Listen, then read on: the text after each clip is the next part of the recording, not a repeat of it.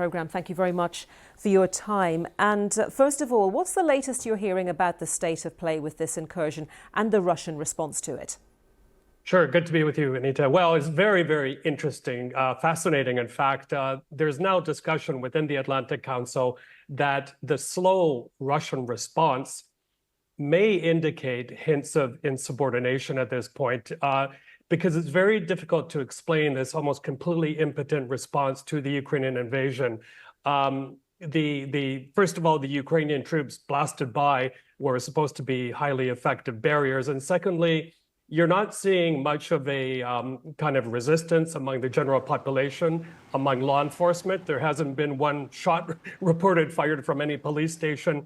And also, I think this slow-mo kind of reaction of the security forces, if that is indeed the case, may indicate that the generals, the FSB, are telling Putin enough is enough. I don't want to take this theory too far, but it seems as we go day by day by day, it seems to be making a lot more sense. And just quickly, Anita, the other thing is it's very interesting who Mr. Putin put in charge of the operation to push back the Ukrainians, Alexei Dumin, his former head of security. But he's also the fellow who was in charge of the evacuation of Viktor Yanukovych and also the annexation of Crimea. So he's got quite the rap sheet behind him.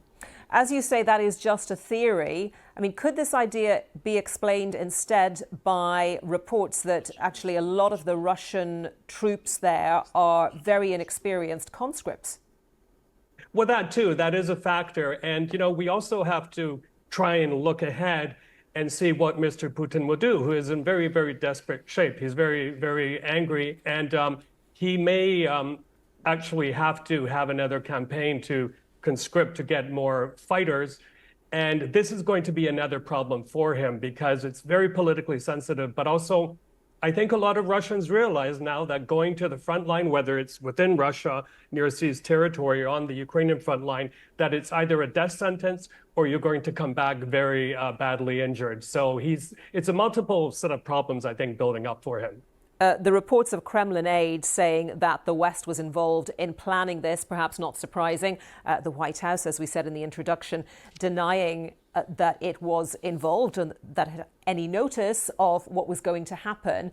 But this points to us, doesn't it, the risks that might come from this incursion by Ukraine, which, of course, Western allies are watching very closely. Sure. I mean, it feeds very, very nicely into the typical Russian propaganda narrative that it's Russia versus the West. But I think from the Ukrainian point of view, you know, there's a saying it's easier to ask for forgiveness than permission. I think that's what Ukraine did in this particular case is they went in with some Western kit, not all of it, but with some of it, and did what they have to do. And I think what we saw afterwards was what has been happening since the start of the war.